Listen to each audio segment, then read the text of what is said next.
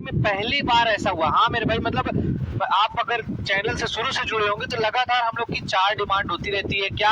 एक तो जो शिक्षा विभाग आपका शिक्षक भर्ती होती है, इसमें जो आपकी मैक्सिमम एज लिमिट है ना, उसको बढ़ा दिया जाए। दूसरा, आपका जो भी एग्जाम होता है उसकी फाइनल आंसर की आपकी सोल्यूशन के साथ है, ताकि आपको पता चल सके कि आपका आंसर गलत है तो क्यों गलत है।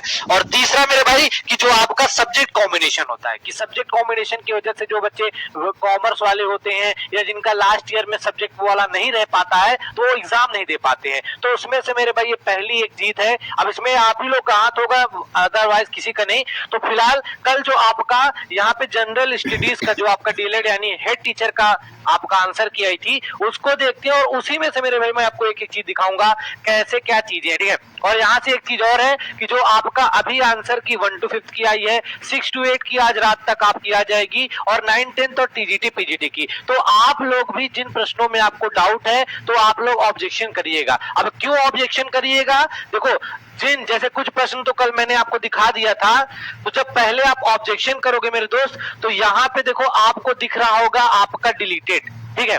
डिलीटेड है मतलब कि जिन प्रश्नों में आपको डाउट है, आपको लग रहा है कि एससीईआरटी और एनसीईआरटी दोनों में अलग अलग आंसर दिया हुआ है, तब ये प्रश्न को डिलीट कर देंगे। अगर आप ऑब्जेक्शन नहीं करोगे तो प्रश्न आपका डिलीट नहीं होगा, और वो 1 नंबर जिसको मिलेगा उसका फायदा होगा, उसका सिलेक्शन, आप पीछे रह जाओगे, ठीक है।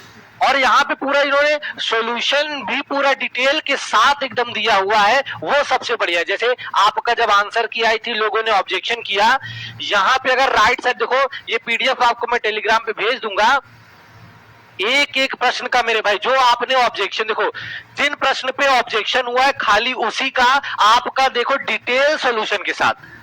पहली बार मतलब मैं देख रहा हूं, जैसे आप कभी सीटेट का आपने देखा था, सीटेट का आज तक सीबीएसई ने फाइनल आंसर की सॉल्यूशन के साथ कभी दी ही नहीं। सॉल्यूशन इट मींस कि आपका उन्होंने, जैसे आपने कोई आंसर लगाया है, अब किसी बच्चे ने कोई आंसर लगाया है, अब आयोग क्या करता है, वो आपका सी डी करके दे देता है, लेकिन फाइनल आंसर की में कोई ना बताता ही नहीं डिटेल के साथ कि भाई हम इस वजह से ये माने हैं, ताकि अगली बार कोई एग्जाम हो आप वहां पे पेपर दो तो जाके आप कम से कम ये वाला आंसर लगा सको। और अगर सीटेट ऐसा करे तो, क्योंकि पता है आपको यह 2 ही चीज होगा, सीटेट में आंसर डिलीट होंगे नहीं, सबको 1 नंबर 2 नंबर मिल जाए, और जो हजारों लाखों बच्चे हर साल फेल होते हैं वो वहां से ना हो। तो यहाँ पे मेरे भाई बीपीएससी की तारीफ करनी पड़ेगी। क्यों? क्योंकि इन्होंने फाइनल आंसर की जो दी है उसमें पूरा डिटेल के साथ यहाँ पे माना है। मतलब आपने जो भी चीजें बोली हो, मतलब जैसे आपने जो ऑब्जेक्शन किया है किस आधार पे, इन्होंने पूरा ऑप्शन के साथ दिया कि option D is the correct answer. उसके बाद